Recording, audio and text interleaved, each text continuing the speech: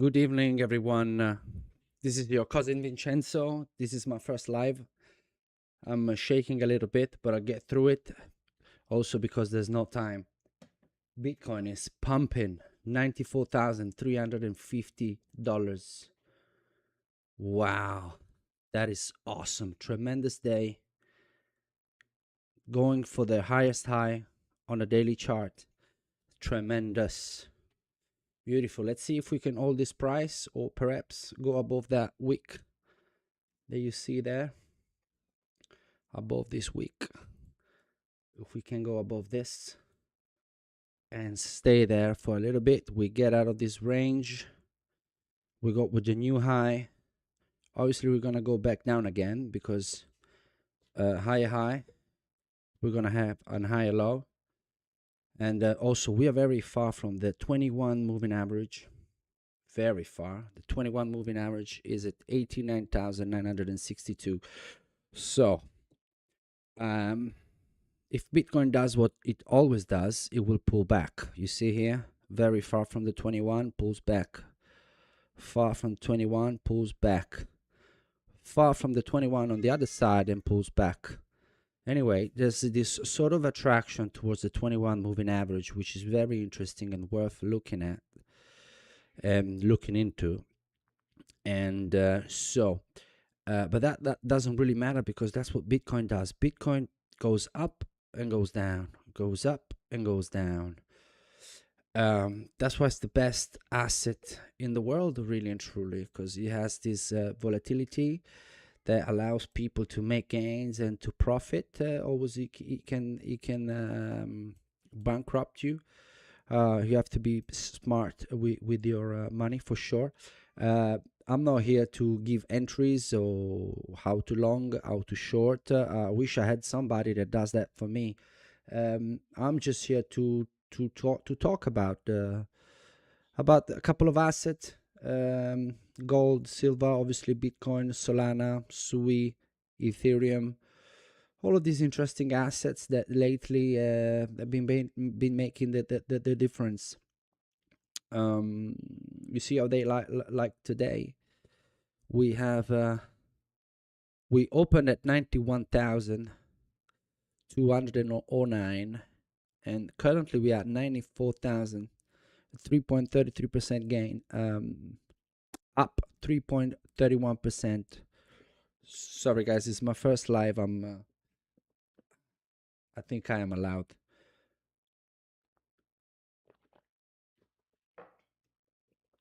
Anyway, let's move on. Let's see what happened. Let's start off from a very long time frame, like a monthly ones. Let's see what happened on the monthly.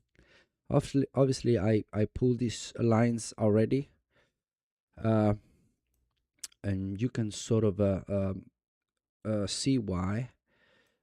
People generally don't like to count the wicks. I like to count the wicks because it's a moment when the price point got there, even for a short period of time, but the price point got there on that month. It didn't close the month like that, but that is something to look into. Look into for sure. I'm sorry. Anyway, we got this is a beautiful chart. Check this out. And also is worth looking at the stochastic RSI. Very oversold on the monthly chart. Last time we got oversold, it was a long time ago though. It was in 2022. This was the COVID era, let's say. So very strange period of time, and so I don't know what to say because is something unprecedented and something that very likely is not going to happen again. So I don't know if it's worth looking into that period of time. But yeah, 4 years ago, almost, no, not almost, 4 years ago was the last time the Bitcoin was oversold on the monthly chart, and we just are oversold now. You see this beautiful higher low, higher high, higher low, higher high, and currently we are on this higher low. We didn't go down here. We stayed above these lines. Just, I would say, just above these lines. So just for that reason, you have to be bullish long term. The bears are exhausted. We are oversold. Look, nobody knows what Bitcoin is going to do tomorrow. It can go down to 10 euros, $10 tomorrow. It can go to 300,000 tomorrow. It's extremely volatile. It's subject to many, many things. Looking at the chart alone, I don't think is the secret. You have to understand in what moment in time you are in history, what is happening politically, and all this to really have a good run at this. I don't long, I don't short Bitcoins. I only do spot trading, simply because I don't think I'm ready to go into that route. I think if you're not well prepared, it is too close to gambling for me. I'm not a gambler, right? I don't like gambling. I don't like that risk. So I feel more confident in this moment in time to spot trade. You can't get, you can lose all your money still, but you can't get liquidated with spot trading. With future trading, you can get liquidated. Okay, so you're left with zero. If you buy one Bitcoin and today is worth 94,000 and tomorrow is 20,000, you still have that one Bitcoin. Nobody takes that Bitcoin away from you. Whereas with the future trading, you are left with nothing. The exchange takes everything, right? So it's a very, very, rough territory. You have to be very well prepared, understand stochastic RSI patterns, although they are not guaranteed. I mean, studying patterns does not guarantee you to be successful. All the patterns have a percentage of success. The best one have 80%, 75%, and still you can lose all your money on those moves. So you have to be extremely careful, know what to do, and spend a lot of time looking at the charts. So to me, as we speak now, monthly speaking, long-term speaking, let's say, so to speak, I have to be bullish. All right, I have to be. There's no if and buts around it. Let's go on the weekly. Weekly, you see what we're doing. Let me delete everything so it's clearer. On the weekly, we are about to form. I mean, it seems, I don't know. We bounced off the 100 moving average, which is a very, very important moving average, the long period of time moving average, like the 200. So it looks like for now we bounced off the 100 moving average, which is a very good support level. We're bouncing off. We'll see where we go to. Hopefully we get to that 21 moving average. We will very likely get rejected by it because people get paid. I don't understand why. That's why I'm not. You know what? I don't want to talk about what I am not. I want to talk about what I am. All right. I don't know. Like Bitcoin lose 2,000 in a day, and everybody seems to be bearish. The next day, Bitcoin gains $2,000, and everybody seems to be bullish. You don't really know where to turn and who to listen to, because everything is so based on clicks and views, right? So titles are very strong. Bitcoin is going to go down to zero. Bitcoin is going to go to 1 million. As long as you click on that title, do you know what I'm saying? So I found in time that they were confusing me, and I understood that their job was not the one to give me a hint, but their job was to create content, right? So stare at the chart for as long as possible and create your own opinion and stick to that one. It's going to take some time, but stick to your opinion. Find things in the patterns, days in the weeks that work for you. Understand things that happen every week, and follow those and go for that. However, at the moment, in this moment in time, long term plans, it seems like Bitcoin is a good is in a good buy is a good buy entry, is a good entry for sure. We know in how long it can cover this distance though. In how long we can go to 125. That's very easy. You know, we can do it in a couple of days. I don't think we will, because there are too many things politically that are not clicking. Therefore, there is all this amount of cash not willing to move at the moment. Everybody is standing by because things are moving. You know, the world is shaking. So it's going to take some time. But if you look back on this weekly, it's pretty much, it seems like the same sort of length. Pretty much. Actually, yeah, pretty much the same length. So we are about to, and it's doing what it's supposed to do. So to curve, right? Create that cap and handle and go to the upside. Okay. So I do believe, I hope, I don't know, that we're gonna go to this 100,000 range. We're gonna get rejected, very likely.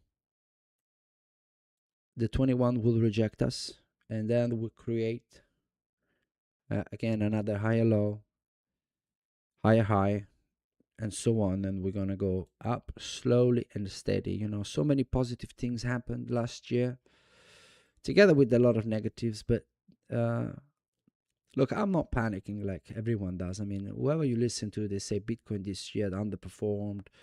Bitcoin this year, this year that. I don't know what they want this asset to do for them to be happy. Look at this chart. What do they want from this asset? Look at this. Right. This is March 2025. You had the opportunity to almost double your money with Bitcoin this year. From March to October, you had the opportunity to double your money. And if you're smart enough to double your money on the way down, even a lot more than double your money. I mean, I don't know what an asset is supposed to do with a chart like this. Moving things around, who cares? So I don't know. But again, people like to panic. People like to do all they can to get a couple of clicks extra. But that is not my case. This is what I think. Let's have a look at the daily chart. It's rough, but you see the curve that we were seeing in that. By the way, we pumping, bruh. We pumping, bruh. Look at this. We pumping. We are about to form another high, another high, and that would be awesome. That would be awesome. But look at this. 21 moving average is too far. It's too far from the price point. So we're gonna go revisit this 21. Okay. Now, what we have to hope for is this sideways price action. The 21 getting dragged towards the price action, because that's what it is, right? It gets dragged up a little bit, and maybe we get to meet that 21 moving average. What am I doing? The 21 moving average goes up like this, so to speak. We do this, we hit it, we lose it, because we always do a little bit, but still we break a higher low, and that will project us to the upside. So we'll have to wait and see. It looks very interesting to me. I'm quite passionate about it. Let's have a look at gold, baby, gold. Right. I had a little trade on on gold. I didn't go all the way with it. I sold right here around this area. I bought it down here. No, I'm lying to you. What is this? Let's have a look. Anyway, it doesn't really matter what I did, but anyway, I had a good trade, and then I sold, and I was not convinced. That's why I'm not ready, I guess. But yeah, look, I didn't expect gold to break the to do what it did. Look at this chart. But now, if you're outside this trade, so if you didn't buy in, I mean, this is very risky territory, because this is what it's doing. What is going to do, very likely, because he always does. You retrace, bro. Look, even small retrace, race, down, retrace. We're gonna retrace because somebody's gonna get paid. Somebody bought it at three, whatever, uh, made the money and is gonna sell it, because this is risk on assets. Gold is, I consider it. I don't even know if it's officially risk on assets, but gold and silver they are, in my opinion, risk on asset as much as Bitcoin. Bitcoin is just digital gold. The gold is the same thing. Gold doesn't have any particular or truthful use. There's no use of gold other than getting robbed. If you wear it outside in the wrong place, but other than that, gold doesn't have any use. Silver don't have any use. So they are only good as long as somebody else buy them off you for more than what you paid for. Like Bitcoin, like Ethereum, like all these other little coins out there. So that was what worries me, because it doesn't have any use, gold, and so it's so easy for it to drop. It's not like you buying oil, crude oil, or gasoline, or things that are going to be used eventually. They have a purpose. These are just speculative assets. So I'm not getting in. I mean, I did what I did with it, and I'm just waiting for it to retrace. And if it, for as long as it takes, I don't get in chart so dangerous. Like it was too strong of a push up, while the Bitcoin wasn't performing too well. So my worry is that this thing is gonna sell off. People are gonna transfer the money into Bitcoin, and when we see Bitcoin at 120, 130K, we'll see gold back to 2.5, 2.8. Maybe I'm exaggerating. 3.5, something like that. I don't even know. But because again, it doesn't take much at all for these assets to lose their value, because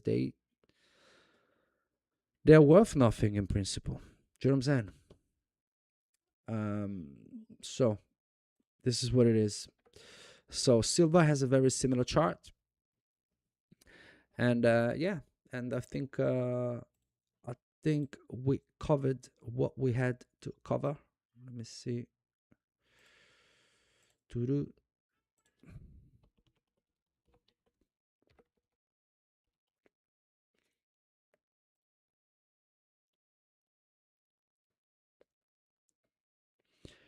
All right. I have no idea if anybody's watching. I have no idea of anything, and I don't even know how to check, but it doesn't matter. Uh, so this was my update for Bitcoin. I hope you enjoyed it a little bit. Again, I'm gonna get better at this. Don't worry about nothing. As soon as somebody will show up and get some feedback, I'm one of them that needs feedbacks. Positive feedbacks, and I take them on board, and I get better. It's difficult to let this Bitcoin thing go, because we might break that 4-hour high, and then if by accident we hold it, we will have to go all the way to 96, and we'll see from there. So this is beautiful, and today is Tuesday, which is perfect. Wednesday, Thursday, there is liquidity in the market. People are at work. Um, there is this legend that Monday are no good. Even the best traders and investors of all time mention that Monday it's uh, it's a date that is too volatile and is for people in a rush, and it's never good to be in a rush in this. So Tuesday, Wednesday, Thursday usually are better days. So the fact that this thing is doing this, I think what is it? That's it's afternoon in the U.S. So a lot of room for trading in the U.S. still. So this might pump. Let's see if we get another push. Let's have a look at this 15 minutes. Beautiful. Right. This looks cool. Look how clean it is with these lines. It's beautiful. Now, the same thing it goes with every single time frame, meaning we're going to go back down to this 21, but look how close it is. 93 and 5. We're going to probably lose it, and then it goes to the 50, and then it goes to the 100, and then it goes to the 200. It's just a coincidence that are lined up like this. They can be all over the place. But this is a beautiful looking movement for the day. Um, so we'll have to wait and see. We'll have to wait and see. So yeah, in this channel, apart from crypto, that I'm passionate covering finance in general, sports. I'm passionate about sports. I want to cover football. I want to cover the Premier League. I want to see what's gonna happen in. Actually, I want to see now. Let's switch. I'll switch on you like nothing. um, what's gonna happen in the best league in the world, the Premier League, the English league, bruh, the best, the best. So look at the table, man. Arsenal, bruh. Arsenal is making it happen this season. It seems 49 points, 15 wins, 4 draws, 2 losses. Wow. This is it's not bad at all. They drew the last one, and they won the 4 in a row before that, or even more. I don't even know. Man City drew the last 3. Man City, mate. Man City are going down. I'm telling you. Man City, I think they're gonna struggle to go top 4, in my opinion, this season. Because this is the thing with Man City, all right. First and foremost, I'm a Mourinho guy, so I don't have. Naturally, I don't love Pep Guardiola, but I understand that the man, and I understand that he's good at what he does. But I do think they are, sorry, that he run out of ideas. He got out tacticked, in my opinion. He's hanging on the talent of his squad at the minute. He's got Haaland that scores, you know, with anything.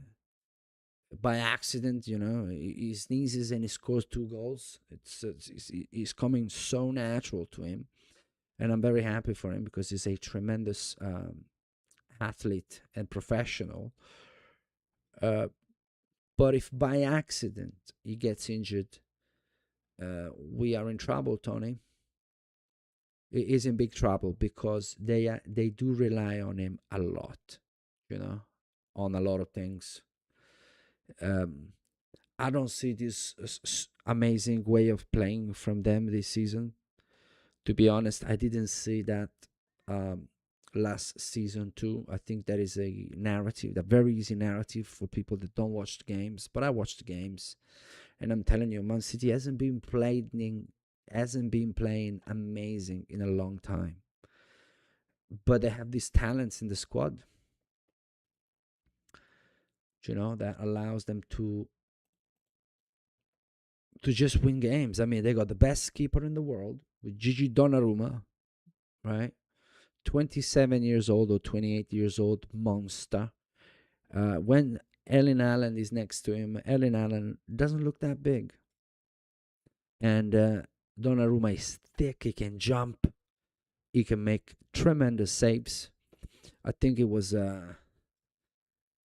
like from the previous keeper to him is like PlayStation 1 to PlayStation 5. Honestly, he saved them in so many occasions. Without him, they would have been fifth already. They wouldn't be where they are without him, for sure. He's a special talent.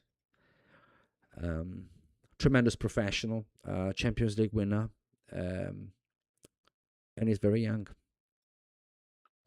Well, they got this guy at Cherokee, which I didn't know in French. I didn't know nothing about this guy. I didn't know who he was. He shows up with this number 10. 22 years old, plays with confidence. You see, this is the thing with Man City, bro. Man City, somehow they get to have the best players. They get to have the best players. They have a very, they work very similarly um to the Barcelona way, and to the way also has been adopted by PSG. No coincidence, Luis Enrique, which is a Barcelona man, right? He got there. They won the Champions League.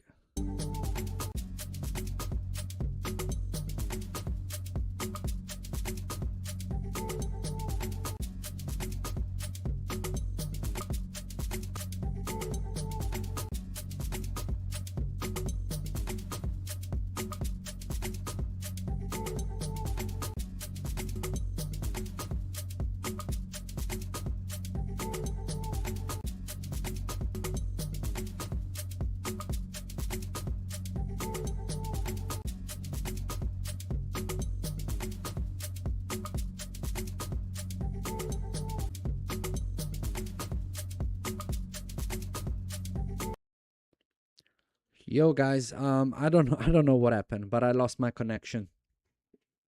So I can't really watch anything. Anyway, my name is Vincenzo. Obviously, this channel is your cousin Vincenzo, and I'm the host.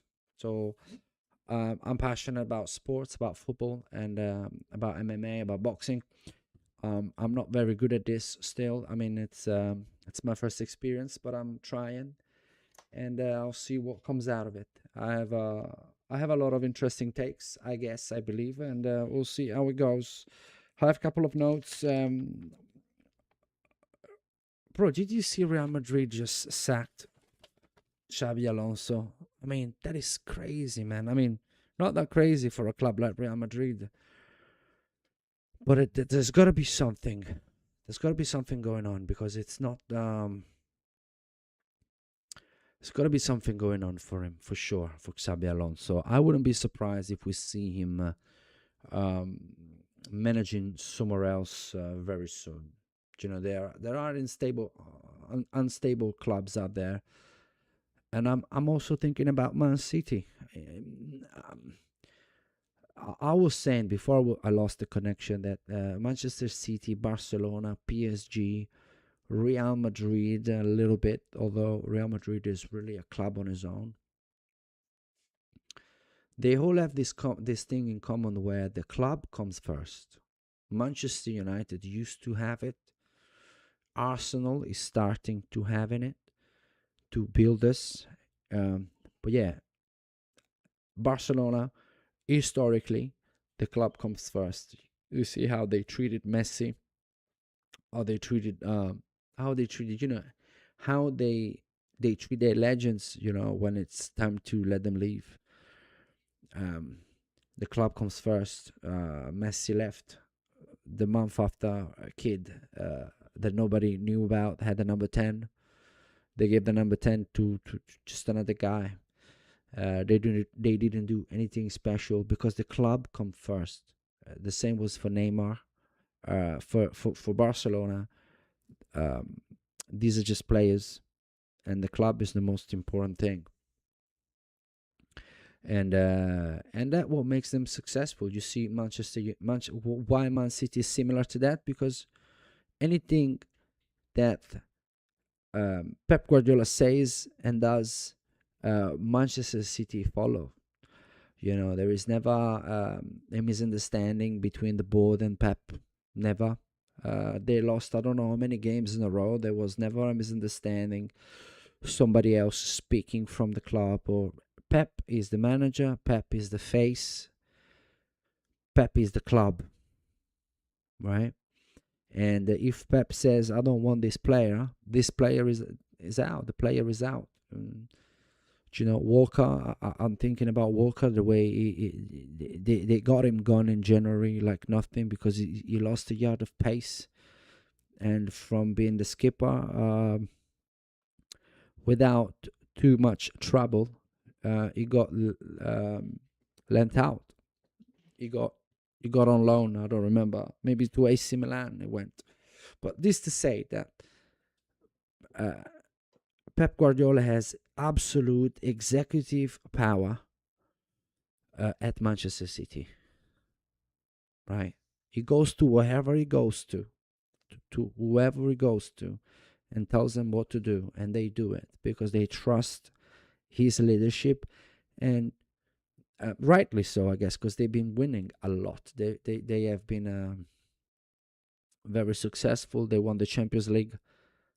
Um, so that's the way a club should be run. Look at PSG. PSG, Luis Enrique came, and boom, mentality change. Mbappe gone, Donnarumma gone. Why? Because the club comes first. You want to leave? Are you not motivated? That's not a problem. Leave, because the club comes first. And it's not like, look at for instance, Manchester United, which is the club that is disappointing me the most in the Premier League. Because I expect certain clubs to mess up and to be terrible. You know, I have 4 viewers. I hope they are real. And although they're just 4, I'm extremely happy. But I was saying, Manchester United, um, the players are in power. It is obvious that the players are empowered. Players are getting the manager sacked. Nothing seemed to be working. They just sacked Amorim. I liked him. I thought he was getting it right. It is not an easy job. Think about that. Amorim didn't do a full season. Amorim came, I don't remember, probably January last year, and he got sacked in January. So he did the half season last season, and he did half season this season. He didn't have a chance to do a full thing and then have a good go at it. You know, what is fair to me is have one good go 1 year. So that there are managers. Look, special people exist, right? There are people that come to the Premier League and they are successful immediately. It's not for everybody. Not even Pep Guardiola won the first Premier League. The first season he came, I think he came fourth or third. He didn't win anything. You gotta learn on the job. I think he was getting it right with the players that he had, which are embarrassing for the level of Manchester United. I mean, the players are not of the level. I believe, not at all. I don't think so. And they are in power. They got Amorim sacked. They got Ten Hag sacked. They got Mourinho sacked. And I can't think of anybody else. They got Solskjaer sacked. And this is the same. It's the same people, pretty much. I mean, no, the players are new players now, but the mentality is remaining the same. And look, again, Manchester City. Pep wakes up one morning. He doesn't like his left back. They swap him. They find a way. They find a 30 million, 40 million, 70 millions, whatever millions. They're gonna find that guy and they're gonna buy him. They're gonna buy him because they want to win. You know. Manchester United still has Luke Shaw as a starting defender. Luke Shaw got bought by, I want to say, David Moyes. Or I think David Moyes bought. How long ago? What is he still doing there? Maguire uh, got bought by Solskjaer right after Mourinho left. How long ago was that? What is he still doing there? Do you see the same defenders at Man City? Do you see the same defenders at Arsenal? I mean, they just have an overcooked pasta. I'm Italian, right? So this is the example. They have this overcooked pasta, and once you overcook pasta, you're gonna eat it like that. You're not gonna make it al dente, right? If you want it al dente, right, you gotta throw that pasta away and start all over with new pasta. How silly is this example? But I like it. Anyway, this is the thing. Manchester United, the players are in charge, right? Until the players ultimately, um, they are employees. Do you know what I'm saying? They receive a salary, so they have to be managed. Well, they have to be moved on, and they have to be managed. And this is the result. And look at worse than Manchester United. We have Tottenham. Tottenham. They are. I mean, look. I'm sorry because I lived in London 10 years, right? And I met a lot of Arsenal fans, top people. I lived in North London as well, in that area, right above Finsbury Park. I lived in Arnos Grove area, for the people that knows the London the London area, beautiful area. I think the best area in London. Anyway, so I had the opportunity to meet a lot of Arsenal fans and a lot of Tottenham fans, and how sorry I feel for the Tottenham fans. I mean, it's not believable, you know, because Tottenham, obviously, the players are in charge. Look at this manager they just got. This was supposed to be the man that was gonna change, and I knew it. Did he? I think he came from Brentford. I can't remember the name of the guy, but he had a tremendous season last season. I'm pretty sure that it was with Brentford. And this season, let's have a look again. Let's see if my internet is back. Where is Tottenham? That is $1 million question, bro. Where is Tottenham, bruv? My internet is back. I mean, Tottenham, they are 14th. I tell you, the last 5 games of Tottenham, they lost, they won, they drew, and they lost. These are the last 5 games of Tottenham, right? This is a mid-table form, and they are a mid-table team now. They finished 17th, I believe, last season. They are 14th now, and I'm sorry for the Tottenham fans. I love you, but this is where Tottenham belongs, and this is, I think, is where at this point is where the Tottenham players want to be. And Tottenham as a club is never going to have any problem, because unless you live there, unless you lived in London, in that area of London, you can't imagine the fans, the Tottenham fans, how many are there, the way they assault pubs around the Finsbury Park area. You don't even know, right? It will take you an hour to go from a manor house to to whatever is after that, to Camden Town, or that way towards the center. Anyway, going towards the city. Once you hit that bit with the bus, it's over, brother. Buses are packed, pubs are packed, Stay away from that area. If you go through that area, walk, bro, because this is the fastest way. So Tottenham, they have together. Look, English fans are the best across the board, every sport. Nobody does it better than English fans. So yeah, Tottenham has this amazing fan base. They seem to have money. They have a new stadium. I do think they pretend they care about results. I think they are a very commercial club at the minute.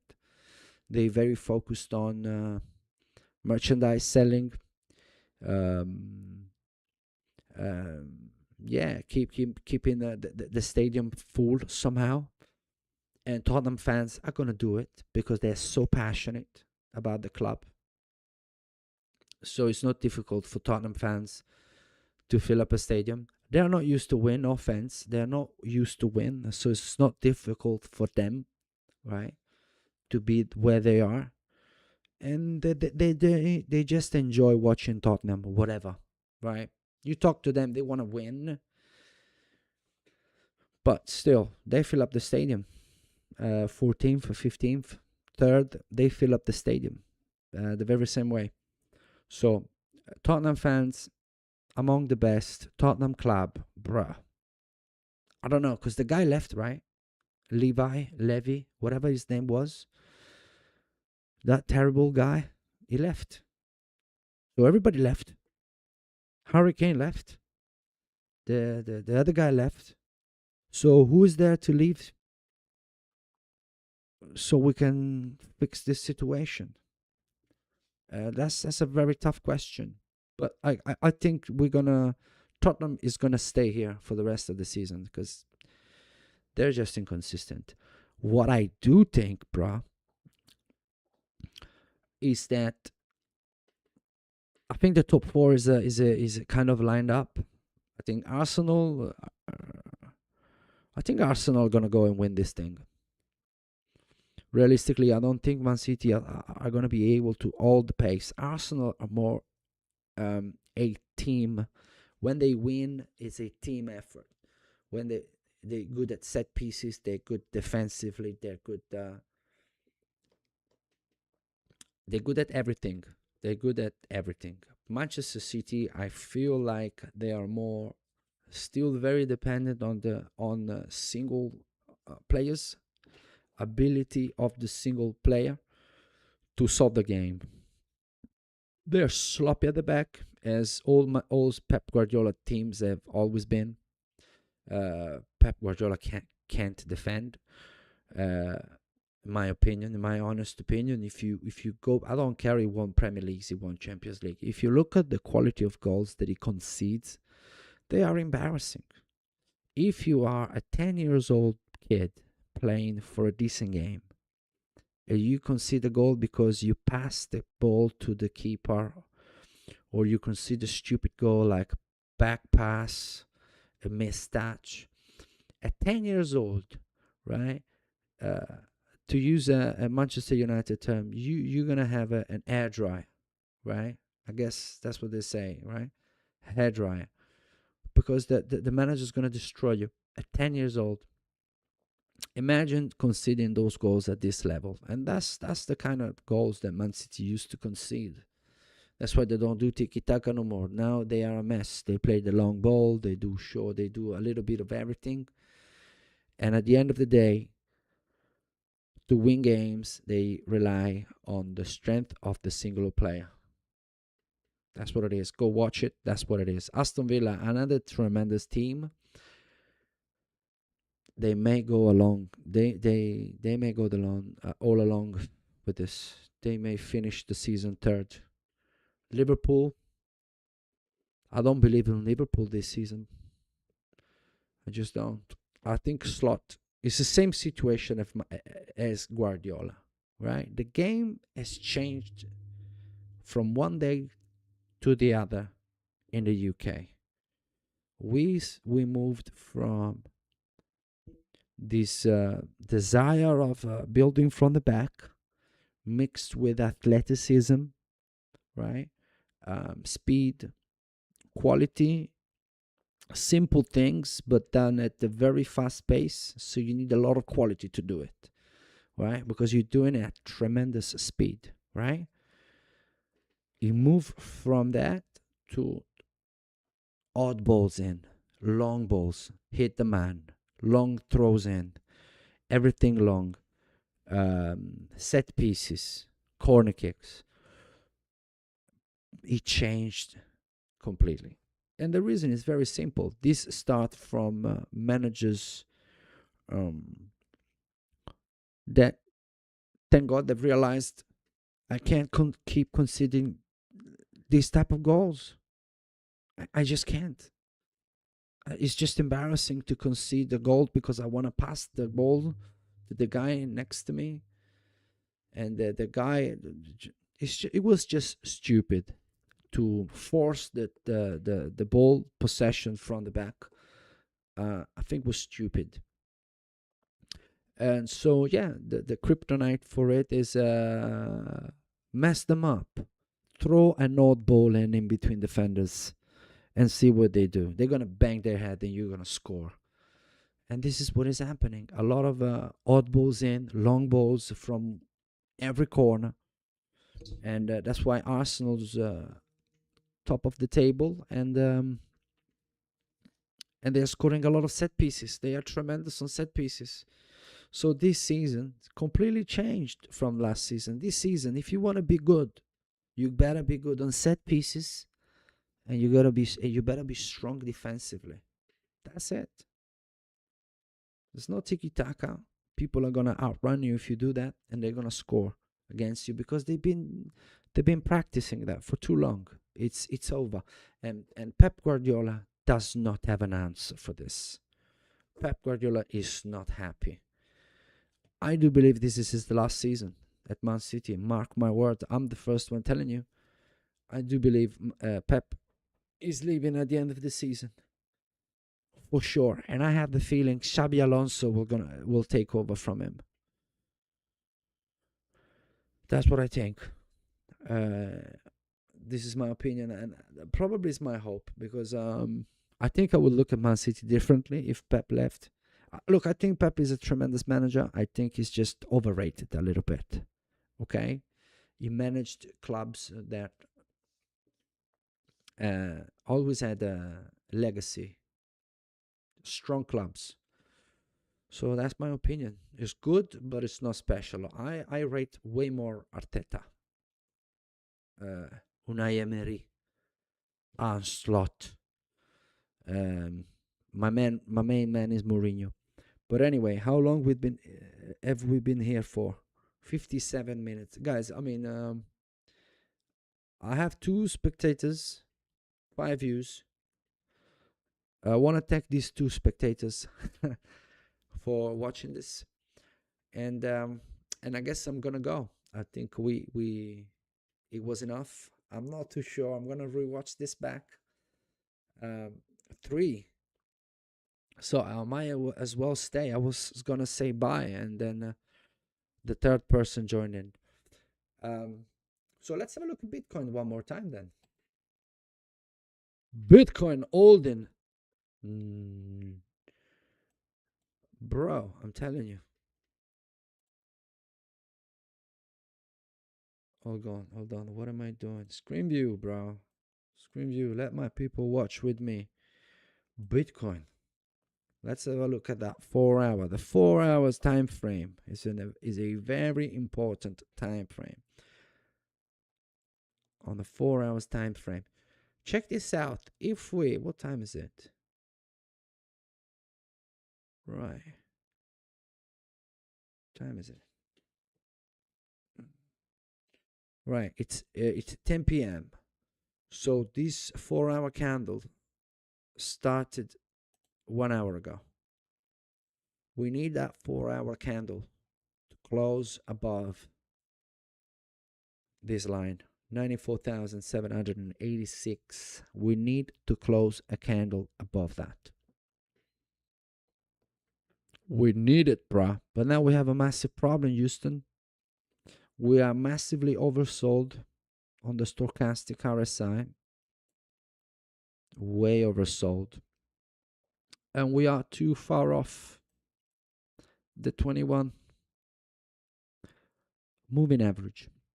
So a pullback is almost guaranteed. This goes down, I think, 70 or 80% of the time. So if you go like this, that's just to this is we're pretending we take a short position here. So what I'm planning to do when I start with future trading, and I've been listening to so many people, maybe too many people. I've lost the third spectator, whatever.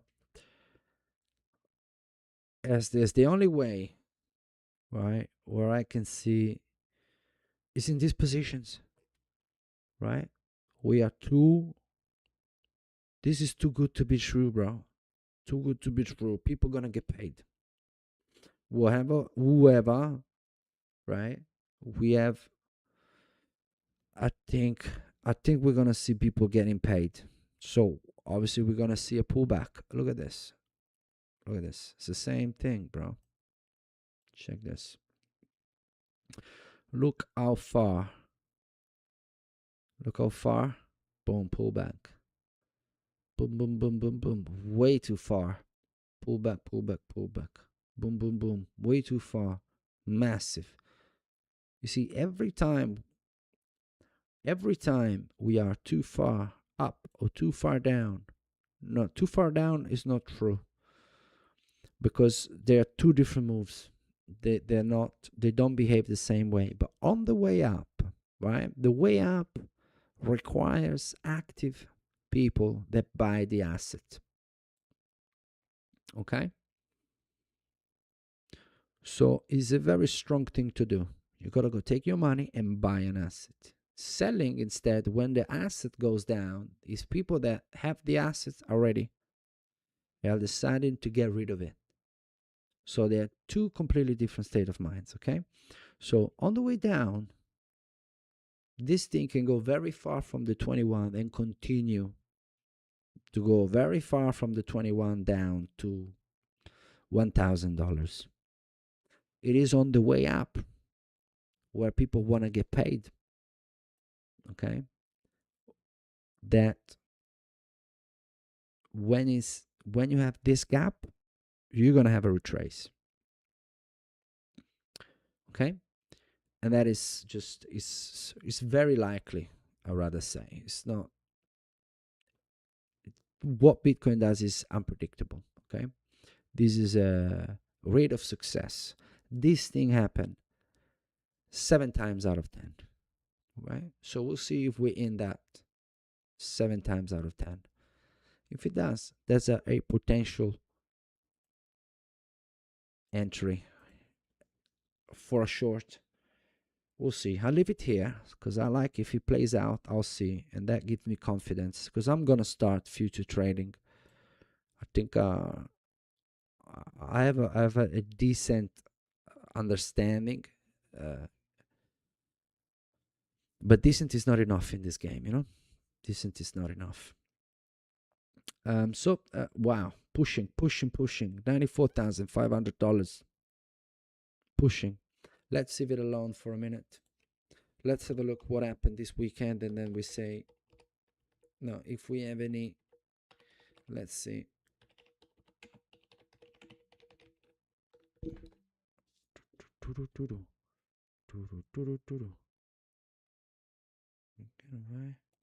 I didn't put the music, man. I had the music. Damn, I had the music ready. And I didn't put it on. Anyway, I'm putting it on now. Anyway, guys, we are an hour and 4 minutes in.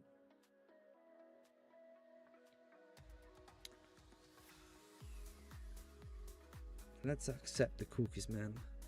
Who cares? Let's see if this thing loads. I don't know what's going on with my internet today. But this is what we do. You know what? Forget about it. This thing is really complicated. Let's go back here. Matches.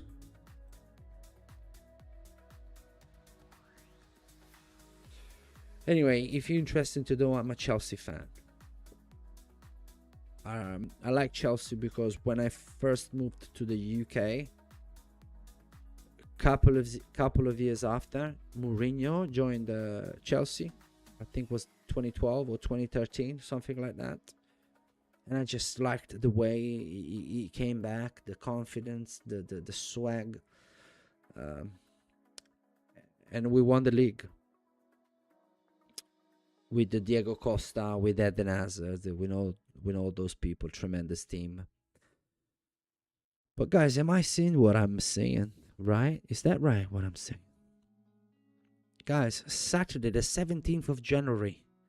This is Italian time, okay? So it's 12:30 UK. Manchester United, Man City. Whatever you got planned, you got cancelled on them, right?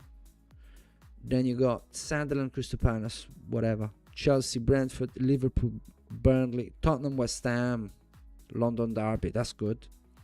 Nottingham Forest, Arsenal. Very good for Arsenal. They have to win this game. And that is it for next week. What we got going forward? Arsenal, Manchester United the week after. Bro, what's going on? Anyway, Arsenal's got to win. I mean, it's obvious, right? I think they have a massive chance to beat Tottenham. They have a massive chance to beat Arsenal, to beat Manchester United. Sorry, I think Manchester United are gonna go 15th, 17th, something like that this season too. I don't really understand why they sacked Amorim, but we'll leave that for the next time, guys. I hope you enjoyed the content. I'm sorry I'm a little bit sloppy. I don't know if it's the right word, but it was good to give it a go, and hopefully I will get better. For sure I will get better, I'll guess, and I will stick to it. And the appointment is for 9 p.m. so it's 8 p.m. UK time, Tuesday and Friday, with the live, and we'll go more into details with goals. I'm gonna watch goals here with you. Obviously I can't show you them, but at least we get a reaction. Anyway, we're gonna do a lot of fun things. Thank you for the patience, and peace out.